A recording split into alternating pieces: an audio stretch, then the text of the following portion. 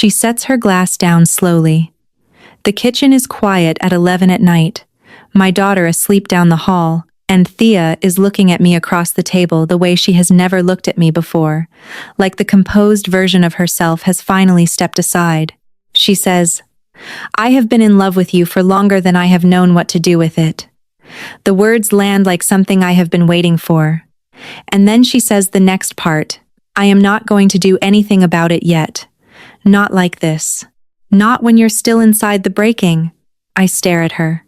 She says she loves me, and she is telling me no. If you want to hear uncensored, too hot for YouTube stories, check out my Patreon in the description. Tell us where you are watching from and subscribe. The courthouse on Morrison Street smelled the way all courthouses smelled: bleach and old carpet, and the particular institutional anxiety of people who had come to have decisions made about the parts of their lives that did not fit inside ordinary rooms.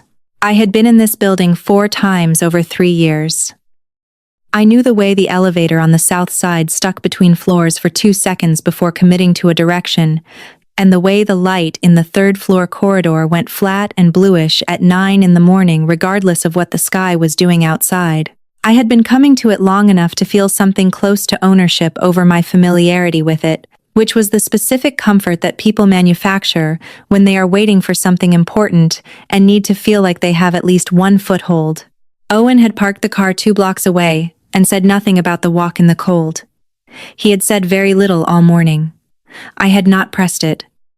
There are mornings in a marriage when silence is the agreement you make to get through the next hour, and after 7 years I knew the shapes of Owen's silences well enough to work around them. The morning of the final hearing, I had decided his silence was about nerves.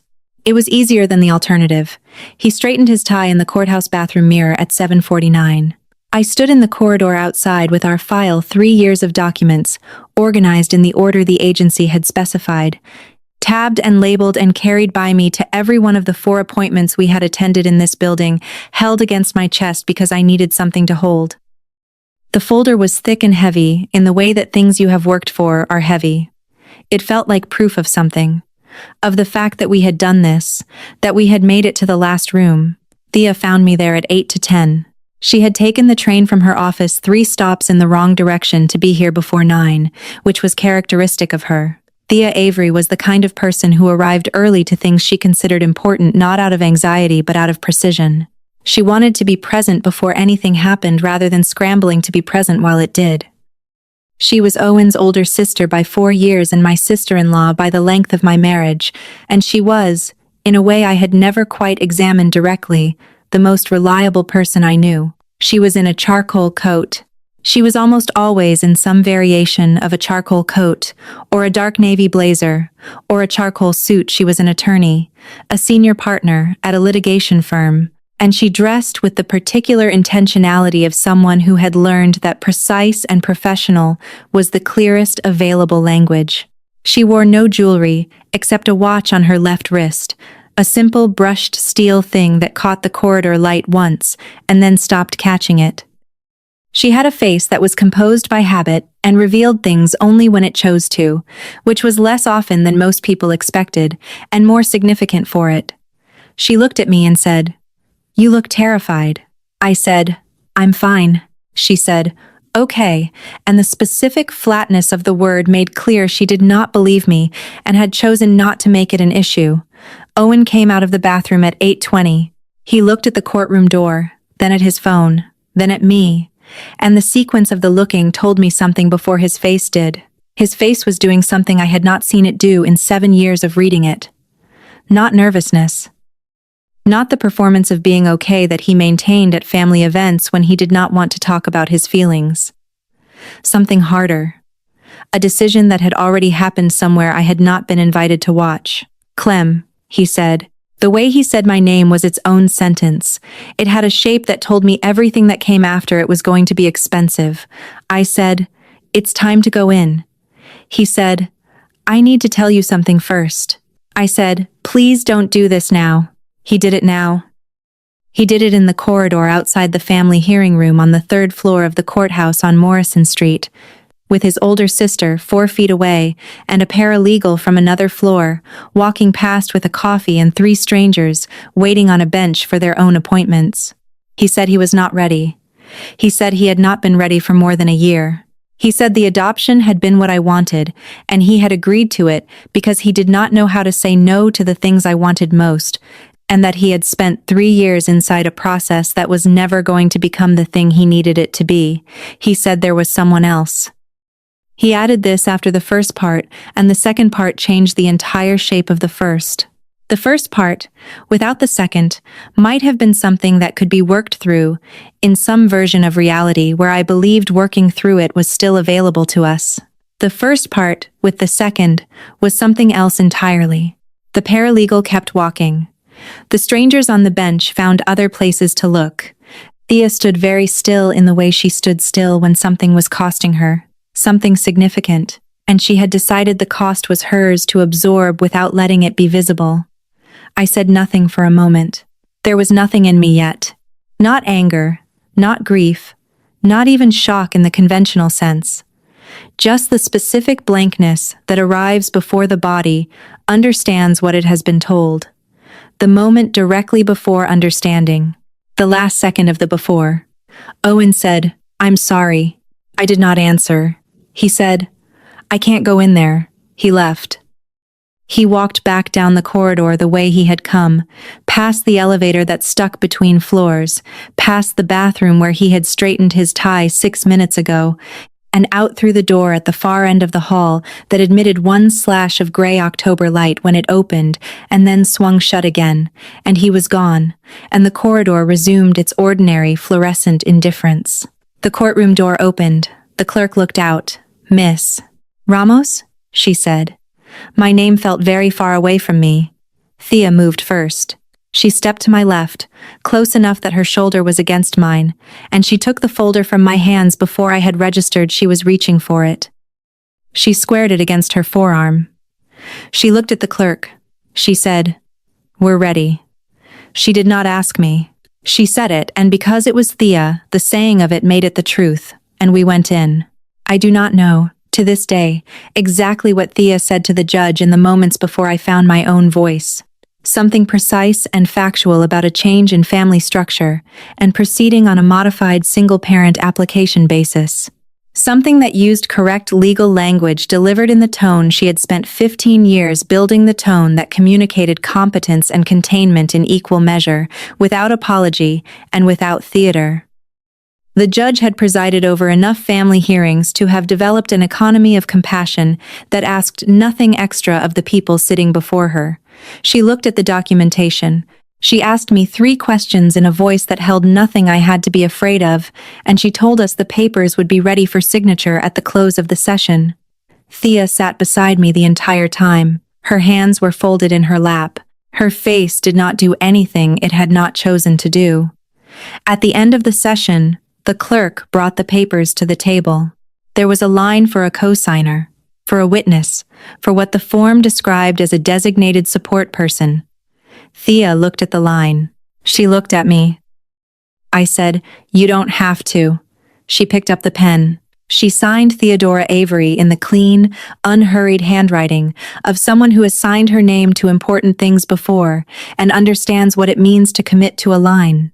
She set the pen down and looked at the papers. I signed beside her. My hand was steadier than it had any right to be.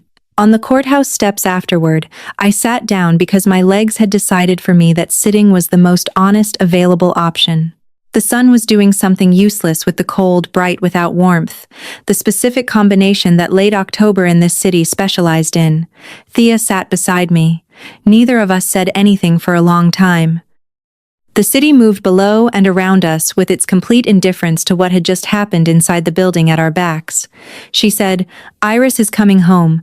I had named her months ago.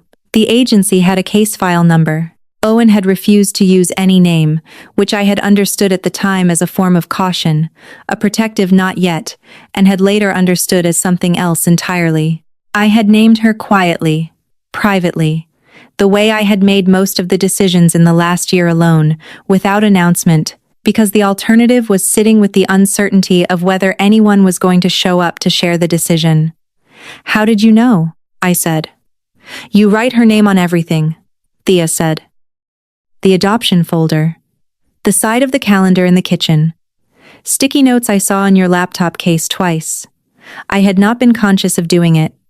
I said, "I don't know what I'm supposed to do now." She said, "Today you don't need to know. Today you go home." She drove me in the rideshare she had already ordered, sitting beside me for the 20-minute ride in a silence that was not absence but presence, the kind of quiet that communicates, "I am not going anywhere without requiring anything from you in return." When we arrived, she walked me to my door. She did not ask to come in. She handed me the folder. Then she said, "Call me when you're ready to talk, or don't call and I'll show up anyway." She left. I stood in my apartment with the folder on the table and my coat still on, and the specific quality of silence that exists in a home when the version of your life you believed you were living has just been quietly removed from the room. I had been with Owen since I was 26. He was easy to love in the beginning, warm and present in the way that people who have not yet revealed their limits tend to be. I had wanted to be a parent since I was old enough to understand what wanting was, not in the abstract but in the specific, bone-deep, already decided way that some things just are. When we discovered that trying would not be the path and turned toward adoption or what I had believed was together, it had felt like the convergence of the two most important parts of my life. 3 years, home study, interviews, reference letters, waiting lists, the particular weight of each delay.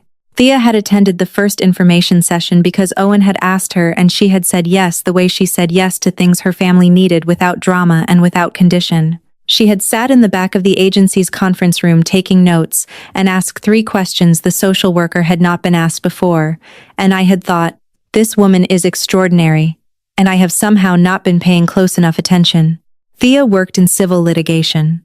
She had made partner at 35 and framed it as simply the next logical step in a plan she had been executing since law school. She was precise and dry-humored in a way people sometimes mistook for coldness until they were in a genuine crisis, at which point the precision became the most comforting thing in the room. She did not perform warmth, she performed competence. Over 7 years of being her brother's wife, the competence had become its own form of warmth, the knowledge that when Thea said she was going to do something, it would be done. She had showed up to things throughout the adoption process in ways that Owen increasingly had not: the home study preparation meeting, the reference letter review, the day the placement notification arrived. That day I had said fine to her question about how the news had gone, and she had heard the true answer in the word fine, the way she heard the true answers in most things, and she had come over. I had sat on my kitchen floor while she sat across from me, and I had cried in the way you cry when the thing you have been waiting for finally becomes real. She did not try to manage it. She sat with me in it, and at some point handed me a glass of water, and at some point we had both gotten up and eaten the takeout she had ordered without asking what I wanted because she already knew. I had not thought, sitting on that kitchen floor, that there was anything more I should have been examining about Thea's presence in my life. That was what I told myself. That was the container I built for the feeling of being in a room with her, for the way certain evenings ended with my shoulders lower and my breathing easier than they had been when she arrived. Owen came back 3 days after the courthouse to collect his things. He came on a Tuesday afternoon when I was supposed to be at work. I had gone in for the morning and left at noon because performing functional was more exhausting than the alternative, and I had been home for 2 hours, sitting in the kitchen with a cup of tea I had forgotten to drink, when I heard his key in the lock. He looked worse than he had in the courthouse corridor. Not guilty, exactly, but conscious. Present inside the consequence of what he had done in a way that he perhaps had not been when he was making the decision to do it. He said, "I didn't expect you to be home." I said, "I know." He said, "I can come back another time." I said, "Get it done now, it's cleaner." Thea had arrived 20 minutes earlier. I had not called her. She had texted at 9 in the morning to say she was blocking the afternoon in case I needed her, and I had replied with a single word that she had understood, correctly, as "yes, please." She was in the living room with a coffee she had made from the cupboard she had been taking mugs from for years, sitting in the armchair with her jacket over the arm and her shoes still on because she was not someone who removed her shoes in another person's home without being asked. Owen stopped in the doorway when he saw her. "Thea," he said. "Owen," she said. Her voice was not warm. It was not cold. It was what it always was when she was being precise, exact. The specific temperature of someone who has made a calculation and is holding the result without advertising it. He collected his things with the efficiency of a man who wanted to be seen as decent through the manner of his exit. 2 bags, a laptop case, the box of books from the bedroom. He did not take anything that was mine, and he did not ask about the things he was not sure of. At the front door he stopped. "Clem," he said. I was at the kitchen counter. I did not cross the room. "I hope it goes the way you want it to," he said. He meant Iris. He meant the life he had decided not to be part of. "It will," I said. He nodded once. He looked at Thea. She returned the look with everything that had just passed between the 3 of them in it and nothing else. He left. I held the edge of the counter. Then I let go. Thea said, from the living room, "Do you want more tea or something stronger?" "Tea," I said. "Please." She made it. She brought it to the kitchen table and sat across from me without being invited, without asking if I needed the company, because she had already made the calculation, and the answer was evident. We sat for a while. The afternoon light came through the kitchen window at the angle that made everything look like a still photograph of itself, gold and slightly overexposed. She said, eventually, "You don't have to make any decisions today." "I know," I said. "Or tomorrow." "I know that too." She wrapped both hands around her mug the way she held things when she was processing something difficult without theatrics. There was a particular quality to how Thea held difficult things. She did not put them down, and she did not make them smaller. She just held them until they had been fully accounted for. She said, "When Iris comes home, you're not doing that alone." I looked at her. She said, "I know the arrangement has changed. I know this is different from what it was supposed to be. But I have been part of this since the beginning, and I am not going to be less part of it because he chose to leave." The way she said it was not an offer. It was a statement of fact. The way she stated facts by simply declaring that they were already true and acting accordingly. I said, "You don't owe me anything, Thea." She said, "I know I don't. I'm not here because I owe you something." She looked at her mug, then at me. Her face did the thing it did when it had decided to let something be visible in it. I said, "Then why?" She said, "Because Iris is going to be wonderful and so are you, and I want to know both of you." It was the most carefully phrased true thing she had said, and I understood from the care of it that there was more beneath the phrasing. I did not pull on the more. Not then. I was too new to the shape of what had happened, and too tired to trust my own reading of anything. She stayed until 9.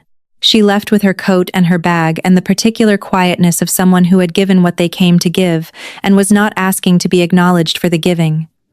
The placement happened 6 weeks after the courthouse. Iris was 4 years old. She had been in a foster situation for 14 months that had been warm enough, but not permanent. And she arrived into my life on a Thursday morning in a yellow sweater that was slightly too large for her body, and carrying a battered stuffed rabbit named George in a canvas tote that the caseworker said went absolutely everywhere. She came into the agency meeting room ahead of the caseworker and looked at the room, then at me, then at Thea, then back at me. Children who have been in transition develop a particular skill for quick assessment. They read rooms and people with the precision of someone who has learned that being wrong about a person can be expensive. She said, "Are you Clem?" I said, "Yes." She said, "The lady who came to my house has a picture of you on her refrigerator." That was Bryn, the caseworker who had been managing our file for 2 years and had put a printout of my application photo on her fridge, which I had not known about and which made something in my chest do something inconvenient. I said, "Bryn helped me get ready for you." Iris looked at Thea with the same assessing directness. Thea said, "I'm Thea. I'm going to help Clem." Iris considered this. She reached into the canvas tote and produced George the rabbit and held him out to Thea. Thea took him. She turned him over in her hands with the same focused attention she brought to documents that required careful examination. "What's his name?" she asked. "George," Iris said. Thea said, George, he can count on me. Iris looked at me and said, I like her. I said, me too. The words were out before I had finished deciding to say them. They sat in the air between the three of us with the particular weight of things that are more true than you intend them to sound. The first weeks with Iris in the apartment were total and consuming in every possible direction. She woke at 5:45 with opinions about breakfast and needed to run in the evenings, or the stored energy became something that reorganized all the furniture, metaphorically and occasionally, literally. She was braver than I expected, and more easily frightened than her braveness suggested, and she asked questions constantly in the way children do, who have not been given enough answers for long enough that questions have become their primary mode of orientation. She asked about Owen once, near the beginning. Not by name, she had only heard it once, but she asked where the other person was, the one who was supposed to be here too. I told her, as simply and honestly as I could, that the plan had changed, and it was going to be her and me, and the people who loved us. She absorbed this with the adaptability of a child who has learned that arrangements change, and the essential thing is knowing who the constants are. Thea was a constant from the beginning. She was there most evenings. Not every evening she had a practice to run and cases to manage and a life that existed outside the specific orbit of our apartment, but most evenings, and reliably on weekends, and always, without needing to be asked. She arrived the way she arrived everywhere, having already thought through what would be useful.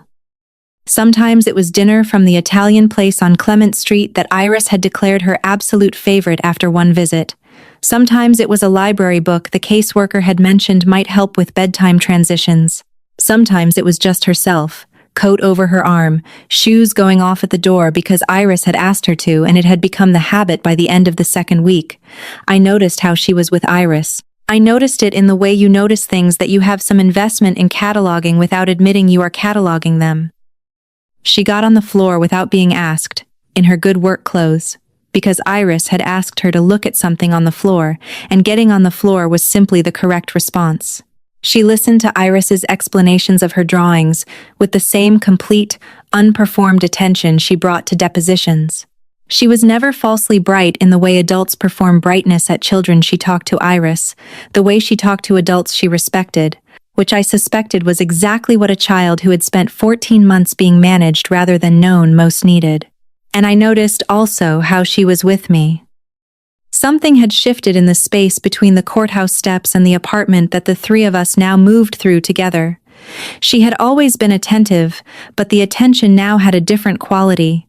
Less the attention of an ally, and more the attention of someone who was watching for something specific, something they had identified privately, and were not yet willing to name publicly. She listened to me with a completeness that was different from before. She remembered things I said in passing, a worry I mentioned once, a preference I hadn't known I'd expressed, and returned them later in ways that made clear she had held them. She also began to monitor things I had not disclosed. She sent a text 2 weeks into Iris's placement that said only, "When did you last sleep a full night?" I had not told her I was sleeping poorly. She had noticed it some other way in the quality of something in my voice, probably, or in the particular efficiency with which I handled the evenings, the way people handle things when they are running on less than they should be. She did not make it an issue. She simply adjusted what she brought with her the next evening dinner that was easier, a calmer book for the Iris bedtime chapter, more time in the kitchen afterward, when the quiet was the most useful thing available. My friend Caro noticed before I was ready for it to be noticed. Caro had been my friend since before Owen, before the adoption, before any of the current architecture of my life had been assembled. She was the kind of friend who had earned the right to say difficult things by having said them accurately for 11 years and being right often enough that the difficulty was survivable. She arrived on a Saturday when Iris was at a playdate, with a bag of pastries from the bakery she knew I liked, and the particular energy of someone who has been waiting for the right moment and has decided it has arrived. Caro said, "How often does Thea come over?" I said, "Most evenings. She helps with Iris." She said, "What does she do when she's here?" I said, "Dinner. Gets on the floor with Iris. We talk after Iris is down." She said, "Every evening." I said, Most evenings. Caro said, Clem. I said, what? She said, I need to ask you something and I need you to actually sit with it before you answer. I said, I'm sitting. She said, where did Thea sleep 2 Saturdays ago? I said, on the couch. It was late, and the last train had already. Caro held one hand up. She said, I'm not making a judgment. I'm making an observation. She drove 45 minutes to your place on a Saturday, stayed until midnight, and slept on your couch. I said, she was here to help with Iris. Caro said, Iris had been asleep since 8:30. The kitchen was quiet. Outside, a delivery truck was backing into the alley with the backup sound going on for too long and then stopping. Caro said, I saw her face at dinner 3 weeks ago. I saw it again at Iris's welcome party when you walked into the room. I am not the only one who has seen it, and I am the only one willing to say it out loud. I said, she's Owen's sister. Caro said, she is. She is also a woman who is in your apartment most evenings, and who makes a specific face when you say something she finds interesting, and whose eyes do something when you're not looking, and I have been watching it for a month. I said nothing. She said, what does your face do when she's here? I said, Caro. She said, I'm asking, what does it do? I said, I don't know. She said, yes, you do. You just haven't said it yet. I held my coffee. The morning light was at the kitchen window, doing the thing it always did at this hour, coming in at the angle that made the whole room look considered, like someone had placed everything in it deliberately. I said, it's complicated. Caro said, I know. I said, she's his sister. Caro said, I know.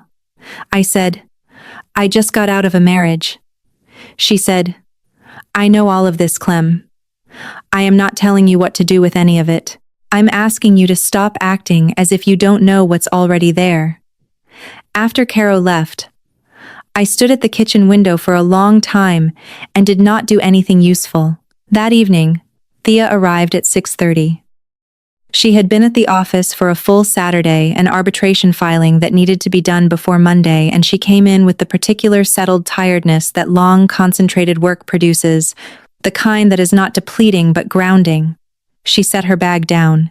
She took her coat off. She removed her shoes at the door because Iris had asked her to in the second week, and it had become simply the thing Thea did in this apartment, without ceremony or declaration, just the adaptation. Iris was in the bath. Thea looked toward the hallway and said, I'll go, and went down the hall without waiting for me to agree. I could hear them from the kitchen. Thea's voice, lower and steadier than mine by nature, asking questions that extended whatever narrative Iris was constructing, rather than redirecting it. Iris's voice, the particular bright completeness of a 4-year-old who has decided someone is safe, narrating an undersea drama that involved George the rabbit observing from a dry distance on the bathroom shelf. Thea asked about George's feelings regarding the limitations of his dry perch. Iris explained, at length, that he preferred observation to participation. Thea said she understood completely. When Iris was asleep, Thea came back to the kitchen. I had opened a bottle of wine that had been in the cabinet since before Owen left, which neither of us mentioned. We sat at the table with our glasses and the particular quiet that exists when a child is finally asleep, and the adults who have been calibrating themselves around her presence can simply be in the room. She said, she told me about the girl at the playdate who had the same rabbit. I said, different color apparently. A matter of significant consequence. Thea said, obviously. Classification matters. I said, she's given George 3 cousins now. She explained the family tree. Thea said, he has a rich internal life. I said, thanks to you. You actually asked him questions. She said, he seemed like he had opinions.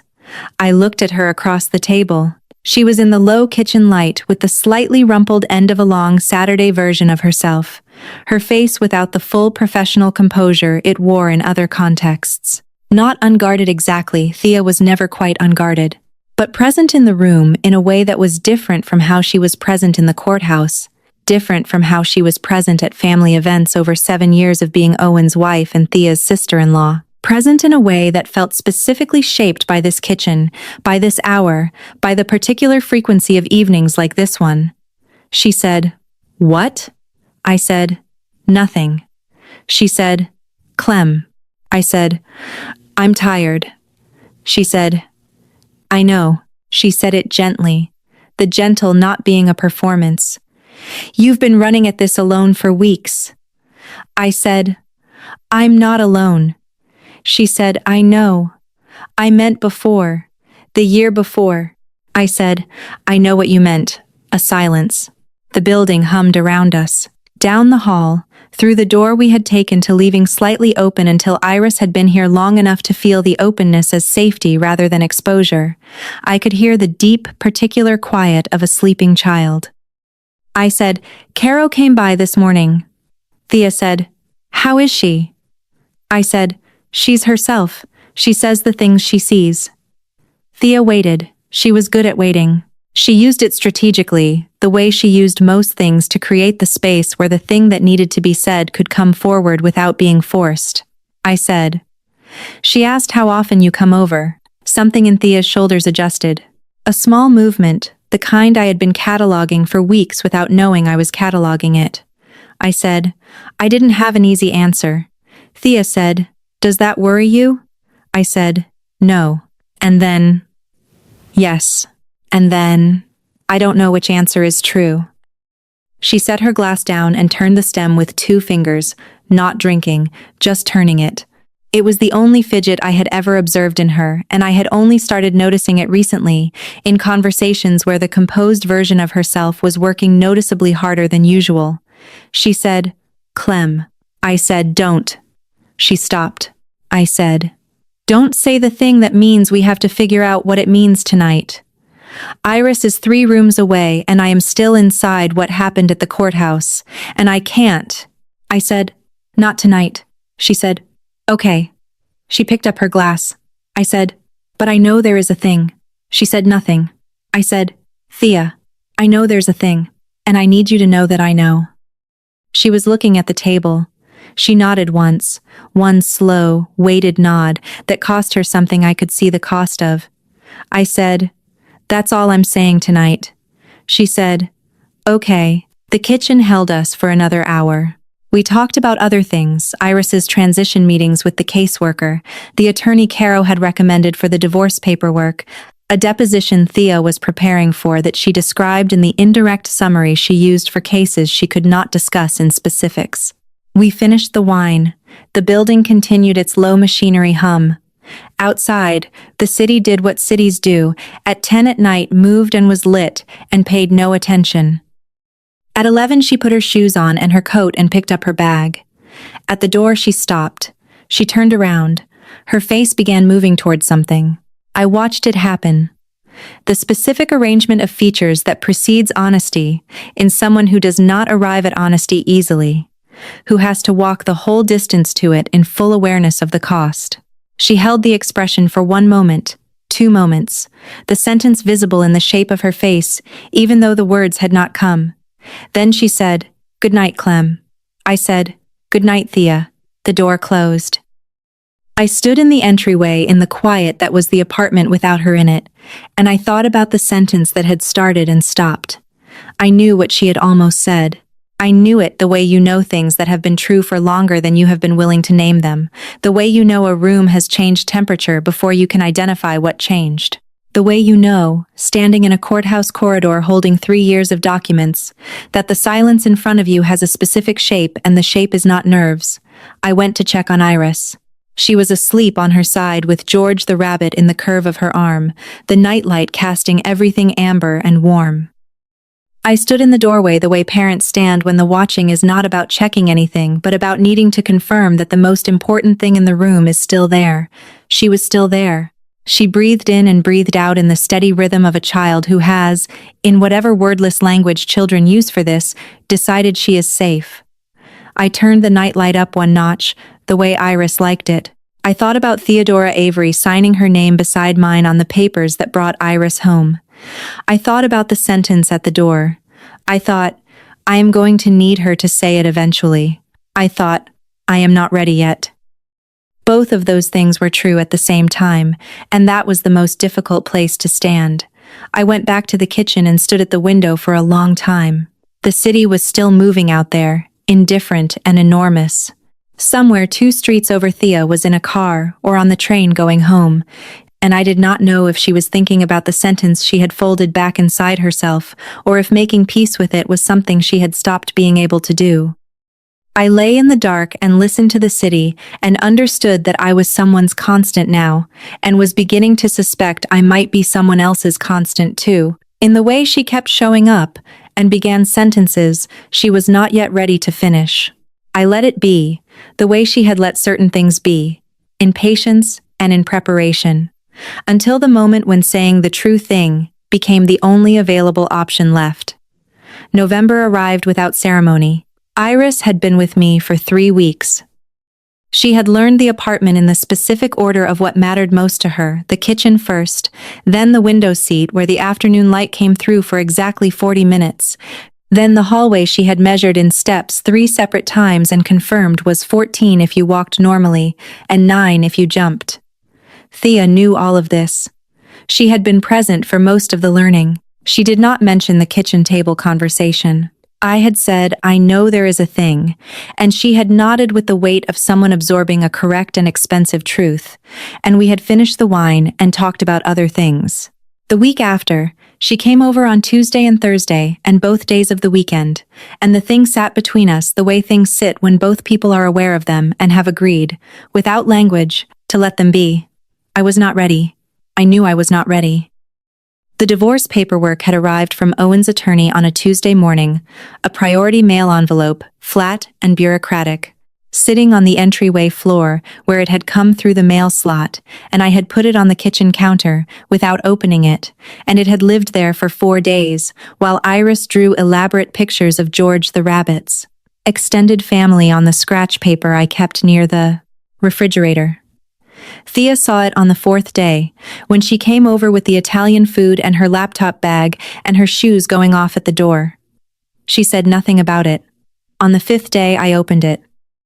The documents were comprehensive and organized, because Owen was a man who managed guilt through efficiency.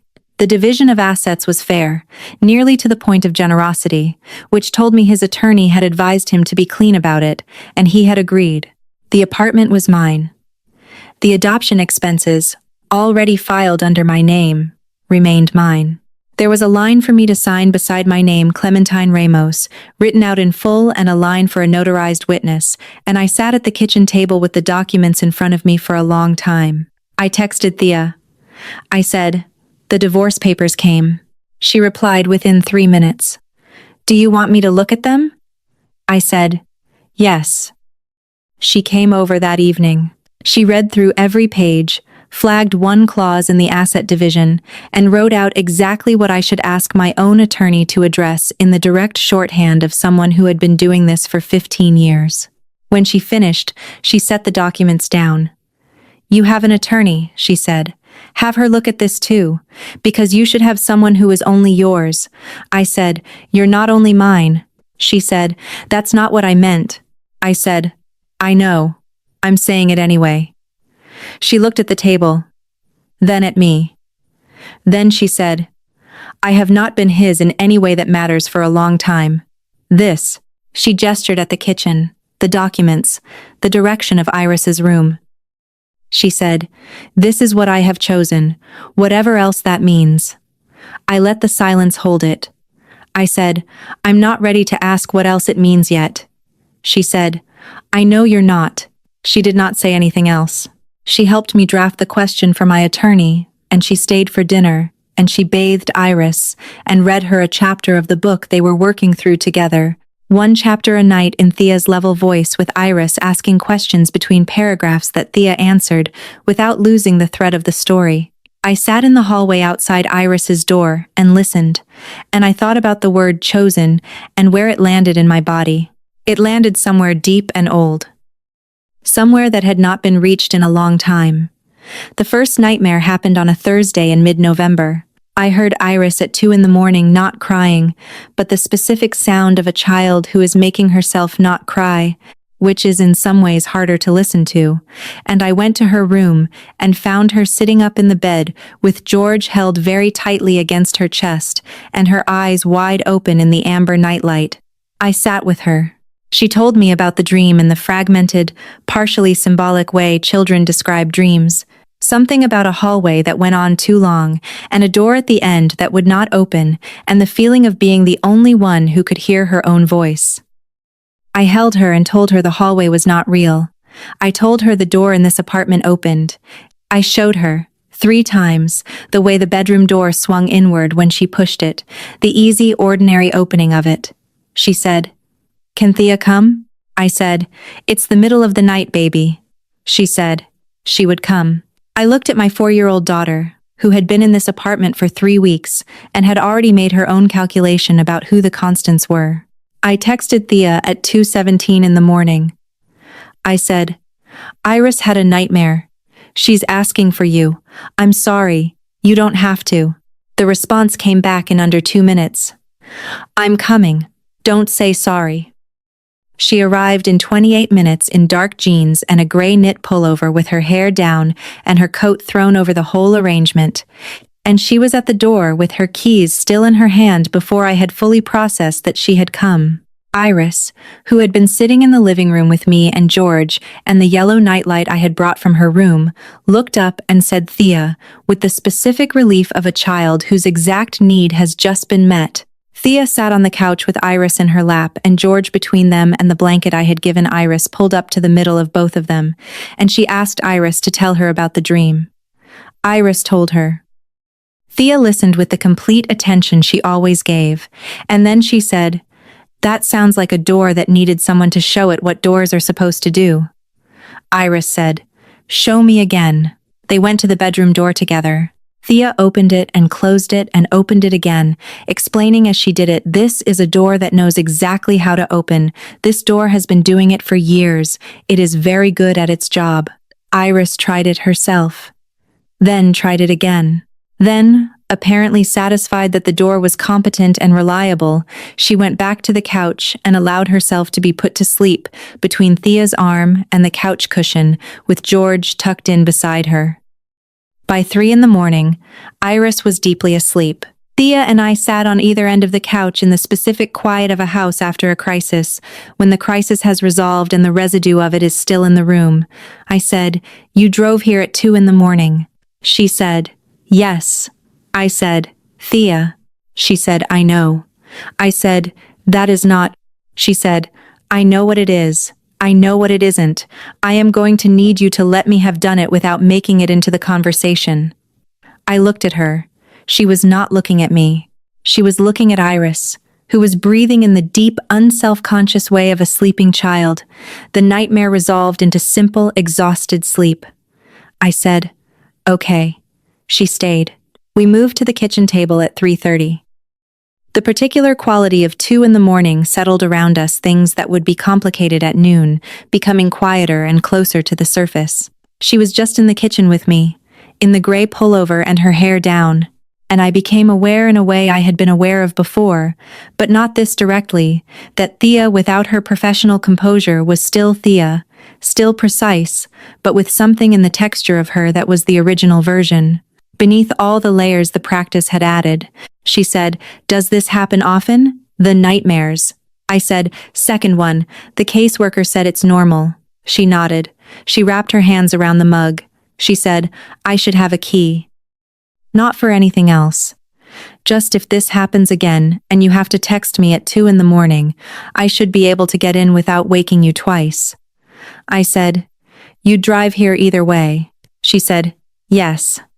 But the key is more efficient." The kitchen was very quiet.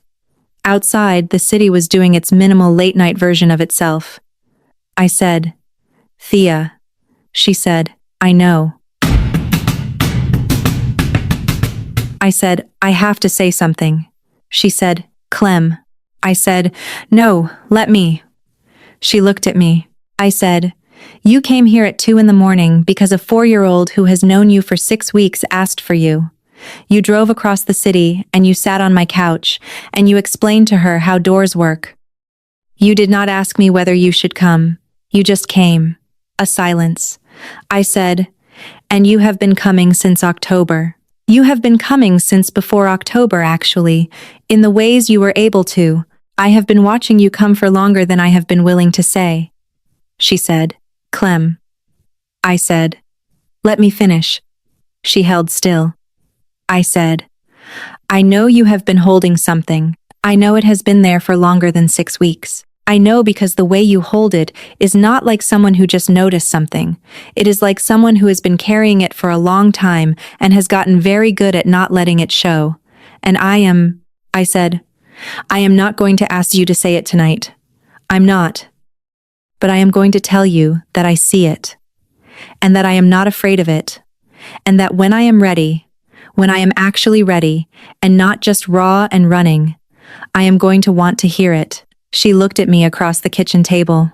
In the 3:30 in the morning kitchen light, her face was doing the thing it did when the composed version of herself had been given permission to step back, and the rest of her was simply there. She said, when you're ready. I said, when I'm ready. She nodded. She finished her tea. She looked at the time and she said, I'll stay on the couch, in case she wakes again. She did. I gave her the blanket from the hall closet and she lay down with her coat as an additional layer, and she was asleep within what sounded like 10 minutes, because Thea slept the way she did most things efficiently, without ceremony. I lay in my bed and stared at the ceiling and thought about the word ready. About what it would mean to be actually ready and not just in need of an anchor. About the difference between the two and whether I could trust my own ability to tell them apart. I thought about it until dawn started to show at the edges of the curtains. In the morning, Iris woke at 5:45 and found Thea on the couch and said, in the bright, uncomplicated tone of a child whose world has organized itself correctly, there she is. As though Thea's presence on the couch was not extraordinary but simply the expected resolution to a night that had required her, Thea sat up. She ran a hand through her hair. She said, there you are. Good morning, Iris said. George says good morning too. Thea said, tell George good morning back. I made coffee. Thea made Iris's breakfast because she had learned, in 6 weeks, exactly how Iris wanted her eggs, which was scrambled but not too scrambled, a distinction that had required 3 attempts to calibrate. She made them correctly. Iris ate them in the particular satisfied silence of someone whose eggs are exactly right. I watched Thea move around my kitchen in the gray morning light, in last night's clothes with her hair still loose, and I thought about keys and efficiency and the specific way she had said I should have a key, like it was a logistical solution rather than a declaration. It was both. With Thea, things were usually both. The weeks moved forward. The divorce attorney sent her revised comments on the documents, Owen signed without negotiation. The filing happened on a Tuesday in early December that I had expected to feel like a conclusion, and instead felt like a closing parenthesis, significant punctuation, but not the end of the sentence. Iris started at the neighborhood preschool on a Wednesday. I had visited 3 times before the placement, selected it for the specific quality of its outdoor space and the way the lead teacher spoke to children. And I had spent 2 weeks of evenings preparing Iris for it, not with false brightness but with the honest logistics of what would happen, who would be there, what the room looked like, where George was allowed to wait. On the first morning, Thea met us outside the school. She had rearranged her morning for it. She had not told me she was going to, and when I arrived with Iris in the yellow coat and George in the canvas tote and my own heart doing something inconvenient in my chest, Thea was already on the sidewalk in her charcoal coat with a coffee carrier holding 3 cups, 1 large, 1 medium, 1 very small with significantly more milk than coffee in it. She handed Iris the small one. Iris took it with both hands, and the solemnity of someone receiving something important. Thea said, "For courage." Iris said, "George needs courage too." Thea said, "George has been waiting for this day. He is fully prepared." Inside the classroom, Iris walked through the door and turned back once. She looked at me. She looked at Thea. Then she looked at the room, which was full of other children, and the specific, interesting chaos of a space designed for 4-year-olds. And she turned around and walked into it. On the sidewalk outside, I stood beside Thea with my coffee, and the specific, particular feeling of a parent who has just watched their child walk into a room and be equal to it. Thea said, "She's going to be extraordinary." I said, "I know." Thea said, "You both are." I looked at her. She was watching the school door the way she watched things she cared about with complete, undisguised attention. I said, "Thea," she said, "I know." I said, "I think I'm getting closer." She looked at me. Something moved through her face. She turned back to the school door. She said, "Okay." I said, "I'm not there yet." She said, "I know you're not. It's okay." She drove to her office. I drove to mine. We texted that evening about how Iris's first day had gone, which was entirely satisfactory, with one incident involving another child's assessment of George's family tree that had been diplomatically resolved by the teacher. 3 new cousins had been added. Carol came to dinner in mid-December with wine and the look she wore when she had decided to push something gently. She said, "How are things with Thea?" I said, "Present. Good. She comes most nights. She doesn't push. She waits." Caro said, "I told her I was getting closer." I said, "I'm not ready yet." She said, "You'll know when you are." She set down her glass. "You walked into a courthouse alone and signed papers that changed your life. You processed the end of a 7-year marriage while learning how to make eggs the way a 4-year-old needs them. You know yourself well enough to know the difference between ready and running." She said, "The question isn't whether you're ready. The question is whether you're willing to say so." The question lived with me into the new year. January arrived with the cold it always brought, and Iris started drawing pictures of snow that she had not yet seen in person and asking when it was going to happen. And Thea began spending Saturday mornings at the apartment because Iris had established Saturday mornings as the time when important things got explained, and Thea was, by Iris's accounting, the most reliable explainer of important things in her current experience. They were working through a book about the ocean. Thea had found it at a small bookshop near her office, hardcover with full-page illustrations, and she read it to Iris on Saturday mornings at the kitchen table while I made breakfast. Iris asked questions between every page. Why is the water cold at the bottom? What does darkness taste like to a fish? And Thea answered each one with the precision and seriousness that Iris's questions required and deserved. She never told Iris she had asked enough questions. She simply answered, one after the next, as long as there were questions to answer. I made breakfast, and listened, and understood that I had already made the decision. I was still telling myself I was approaching. The night it happened was a Saturday, in late January. Iris was asleep. Thea and I were in the kitchen with the wine we had opened after dinner, the apartment in its familiar night quiet. The city outside was cold and lit and moving. George was in Iris's room. The nightlight was on. I said, "I think I'm ready." Thea set her glass down.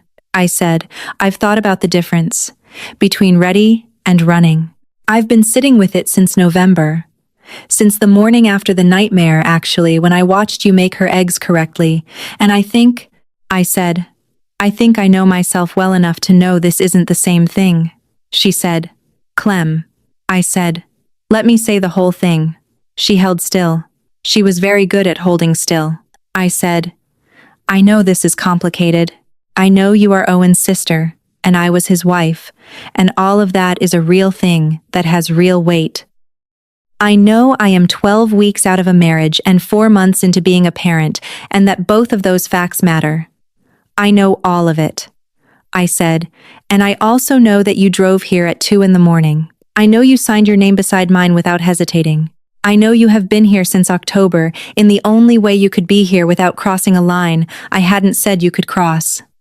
And I know that whatever you have been holding," I said, "I think you have been holding it for longer than October."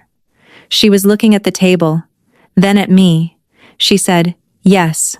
The word was the simplest thing she had said in months, and it cost more than any of the others. I said, "Tell me." She said, "Are you sure?" I said, "Yes." She looked at the kitchen window for a moment. The city outside, doing what cities do in January at 11 at night. Then she said, I have been in love with you for longer than I have known what to do with it. I don't know exactly when it started. It was not a moment, it was a slow arriving. The way some things arrive when you are not watching for them, and then one day you look up and they are simply there. By the time I understood what it was, you were married to my brother, and the only available version of it was the one I have been living since. She said, I chose every adoption meeting I attended. I chose every text I sent, and every drive I made, and every evening in this apartment. I chose those things because I wanted to be near you in whatever way I was permitted to be near you. I told myself I was being useful. I was being useful. But that was not the only reason. She said, I have been in love with you since long before any of this. Since before the courthouse and before the adoption and before this year. The kitchen held it. I said, Thea. She said, I know. I said, She said, wait. I looked at her. She said, I have to say the rest of it. I waited. She looked at me across the kitchen table, and her face was the most open I had ever seen it, not stripped of composure, but voluntarily without it. Simply Theodora Avery in a January kitchen at 11 at night, saying the thing she had been carrying for years. She said, I have wanted to say this to you for a long time, and I am saying it now because you asked me to, and because it is true, and because you deserve to know it, she said, and I am not going to do anything about it yet. I stared at her. She said, not like this. You asked me not to let you be in this position when you were still inside the breaking. I'm asking you the same thing. I'm asking myself the same thing. 12 weeks out of 7 years is not enough time to know what you are choosing versus what you are reaching for because everything else just shifted, and I am not willing to be the thing you reached for before you knew the difference. She said, I love you. I have loved you for years. And I want you to choose me from a place where you actually know what you're choosing. Not from a kitchen in January after a nightmare and a divorce filing in the worst year of your life. The silence was different from all the previous silences. It was not the silence of something withheld. It was the silence of something given, fully, with conditions that were not cruelty but the most careful form of love. I said, that is the most difficult thing anyone has ever done in my presence. She said, I know. I said, you just told me and you're telling me no. She said, I'm telling you not yet. Those are not the same thing. I said, what is the difference? She said, yet has a date. No, doesn't. I looked at her. This woman who had come at 2 a.m. and signed her name beside mine and made eggs correctly for 8 weeks and had been carrying something for years and had just said, I love you, and I love you too much to do this wrong. I said, when? She said, when you know you're choosing me because you want me, not because I'm here and Owen isn't. Not because I have been the constant during the worst year and it is easy to love the constant when you know the difference. I said, what if I already know the difference? She looked at me steadily. Her eyes, in the kitchen light, were the clearest thing in the room. She said, then wait long enough to be certain, and come find me. She stood. She put on her coat. She looked at me one more time, the full, undisguised look she had been rationing all year, and gave it without the ration. She said, I'm not going anywhere, Clem. I am going to be here for Iris. And I am going to be here for you. I'm just not going to let either of us decide the rest of it tonight. She left. I sat at the kitchen table for a long time. February arrived. Then March. Thea kept her word the way she always kept her words, completely, without drama, in the specific form she had promised. She came over. She was present for Iris and present for me in all the ways she had been before, with the single difference that the thing between us was no longer unspoken. We both knew exactly where it was. We had agreed, by action and by silence, to let it be there without forcing it open until I had done what she had asked me to do. I went to therapy, Caro's suggestion, delivered with characteristic directness. The therapist was a woman in her 50s who had the particular gift of asking the question that clarified the next 10 minutes. I went every Thursday. In March, she asked what I was most afraid of getting wrong. I said, Choosing something because it's warm rather than because it's right.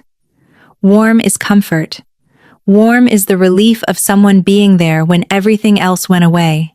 Right is the person you would choose if nothing had gone away, the one you'd walk toward if you weren't also walking away from something. She said, "And what does that look like in your life?"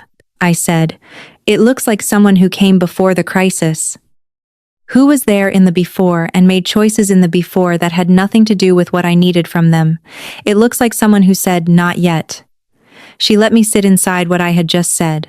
"I think I know the difference," I said. "Good," she said. "Then you know what to do with it."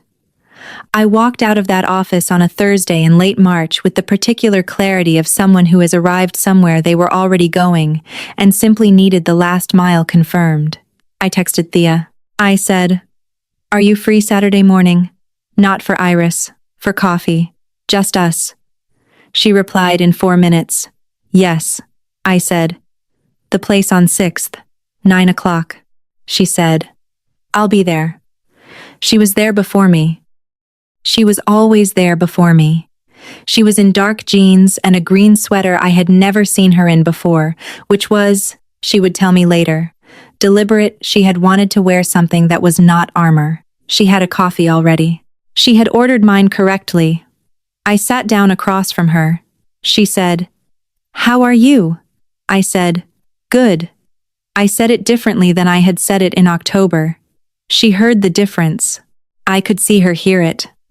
I said, "I want to tell you something." She said, "Okay." I said, "I went to therapy." She said, "Good." I said, "I have been doing what you asked me to do. I have been sitting with the question long enough to be certain. I have been asking myself whether I know the difference, and I have been answering it honestly every time. And I am here to tell you the answer." She held very still.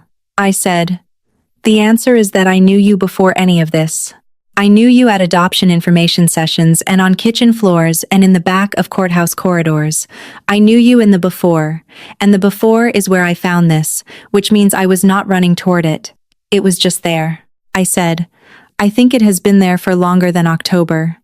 I think I know, actually, when I started understanding it. I think it was the kitchen floor, the night the placement came through. I think I was crying for a reason that was partly about Iris, and partly about the fact that you were the person I most wanted in the room." Her face did something that was not one thing. It was several things at once. Relief and recognition. And the particular expression of someone who has been holding something across a long distance and has just been given permission to set it down. I said, "I am not reaching for you because you're here. You're here because I'm reaching for you. Those are different directions." She said, "Yes." I said, "I know the difference." She said, "I know you do." I said, "Then say it again. The part you said in January. Say it without the condition." She looked at me across the table in the coffee place that was warm and loud and entirely indifferent to what was happening at our table. She looked at me the way she had been looking at me since before she said it out loud, the way she had been looking at me since kitchens and courthouses and 2 in the morning couches with everything she had and nothing held back. She said, "I love you. I have loved you for years. I am not going to love you any differently today than I was going to love you in January. But today you know it, and today you know yourself, and today I don't have conditions." I looked at her. I said, "That was worth waiting for." She said, "Yes." I said, "You owe me a conversation about when it started." She said, "You'll have to buy me another coffee." I said, "Done." She ordered the second coffee. We stayed for 2 hours. She told me it had started in the 2nd year of my marriage, not the 1st, when she had told herself it was simply that she liked me, but the 2nd, when she had watched me carry the adoption process increasingly alone and understood that what she felt was not the generalized warmth of family, but the specific, persistent weight of wanting someone she was not allowed to want. She had built a structure around it: be useful, be present, be the version of herself that was permitted. The structure held until the courthouse corridor, where the permitted version ran directly into the true one, and she had picked up the pen. I said, "You could have not come." She said I would have come anyway. It was the most important day of your adult life and you should not have been there alone. I said, I was not alone. You were there. She said, I know. I was always going to be there. We left the coffee place and walked because neither of us had anywhere to be. The city in March was beginning to think about being warm again. At one point, crossing a street with the light, her hand came out of her pocket and found mine and stayed there for the rest of the block. Patient, the way everything between us had been patient. I said, I have conditions too. Iris first, always. Honesty, not the managed version, the actual version. She said, obviously. Yes. We stopped at the corner near my apartment. She said, I should tell you something. I've been afraid of this. The part where I say it out loud, and then have to be equal to it. I am very good at managing things from a distance. I don't know if I'm as good at being inside them. I said, I know you're not. I have watched you manage things from a distance for 7 years, and I know the difference between that Thea and the one on the couch at 3 a.m. explaining how doors work. You're better at the inside than you think. You just don't have much data yet. She said, that is a very kind assessment. I said, it's an accurate one. She looked at me for one long moment. In the March light, without the professional composure she wore everywhere else, with her hair down because she had worn it down deliberately, she looked like someone who had finished carrying something alone and was willing, finally, to put it down in a place where someone else could help with the weight. She reached up and touched my jaw with 2 fingers, not claiming. Just touching the specific, careful contact of someone who has been thinking about an action for long enough that the action, when it finally happens, is nothing like impulsive. I turned my face into her hand. She said, there you are. I said, here I am. She kissed me. It was not frantic. It was not desperate or releasing or any of the other forms that things take when they have been withheld too long and finally break free. It was patient. It was the specific, earned patience of something that has waited until both people were ready and whole and choosing with their eyes open. All that restraint, all those months of the composed version of herself managing the distance. Turning, finally, into something honest instead of protective. Her hand stayed at my jaw. Mine settled at her coat collar. We stood on the corner in the March light, with the city moving around us, the way cities move around private things completely indifferent, which was exactly what we needed. When we separated, she was looking at me with the clear, direct attention that had catalogued me for years. I said, that was worth the waiting. She said, yes. I said, come over tonight. She said, Iris? I said, Iris will be delighted. Thea said, she will expect me to explain something. I said, she always does. She came over that evening. Iris was awake for 2 more hours and then asleep, and Thea and I sat in the kitchen with the wine and the quiet. Except the quiet was different now. It was not the quiet of something withheld. It was the quiet of 2 people who have said the thing and do not need to fill the space with management or distance or the careful professional language of someone who has made the calculation and is holding the result. She left at midnight. At the door she stopped, the way she always stopped, and she turned around. She said, I am going to need to talk to Owen. I said, I know. She said, not for permission, just because he is my brother, and it is the honest thing to do. I said, I know. She said, it may be complicated. I said, you have been practicing for complicated for 39 years. You'll be fine. She almost smiled. Not almost, she did smile, the corner of her mouth committing to it fully, which was, in the accounting of Thea's expressions, the equivalent of anyone else's full laugh. She said, good night, Clem. I said, good night, Thea. The door closed. I stood in the entryway and listened to the apartment, to Iris breathing down the hall, to the city doing its mild March version of being alive outside the window, to the particular quality of a home that has found its configuration and knows it. Spring arrived properly in April, and with it the specific shift in Iris that the caseworker had told me to watch for, the shift from adapting to having adapted, from learning the apartment to simply living in it. She stopped measuring the hallway in steps. She rearranged her room herself and informed me about it afterward.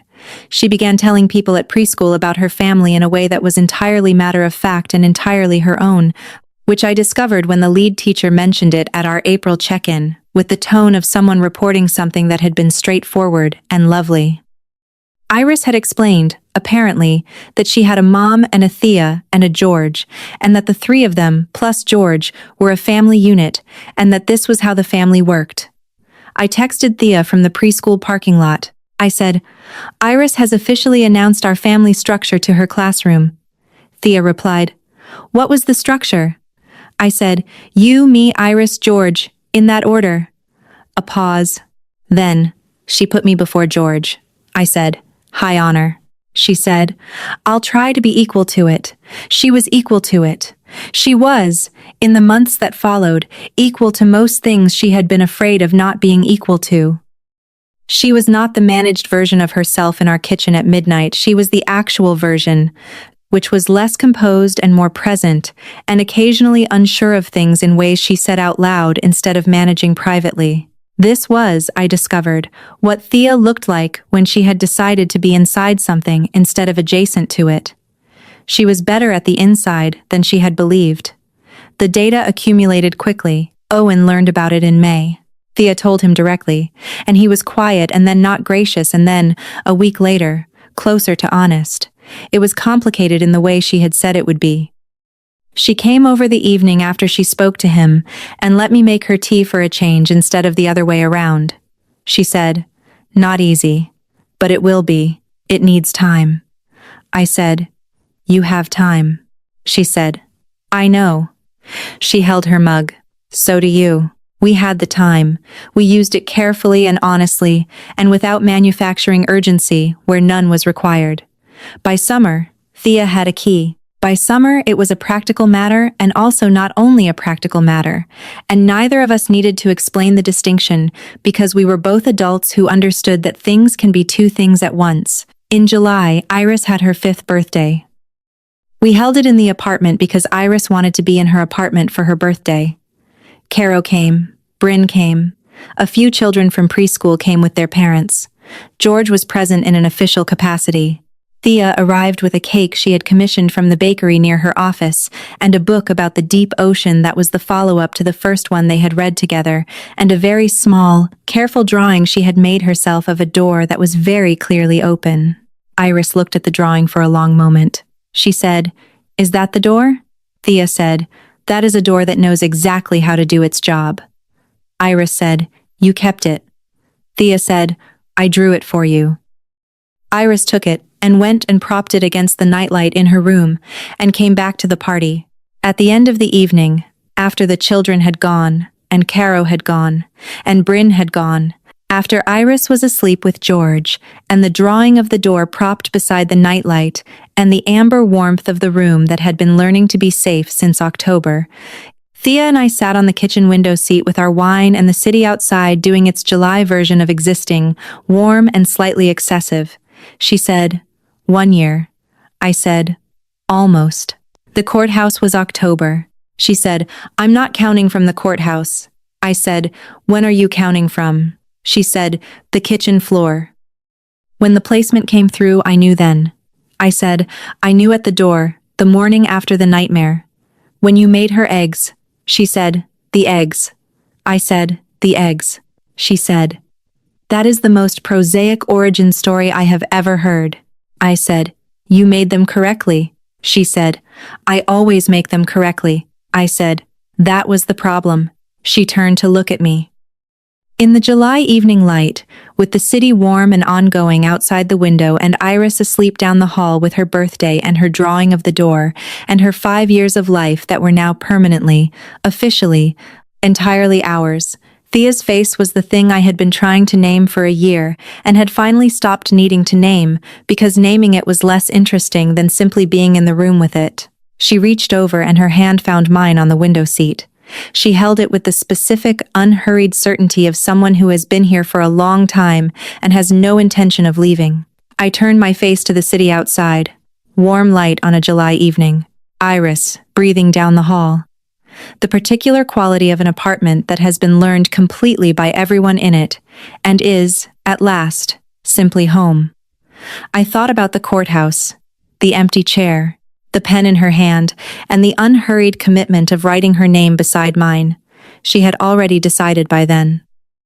The decision had been made somewhere earlier, in some kitchen or corridor or information session where she had looked up and understood what was there. She had just been waiting for me to arrive at the same place. I had arrived.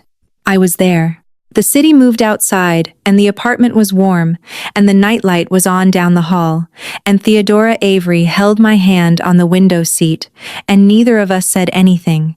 Because we were inside something instead of managing it from a distance, and the inside of it was entirely, precisely enough,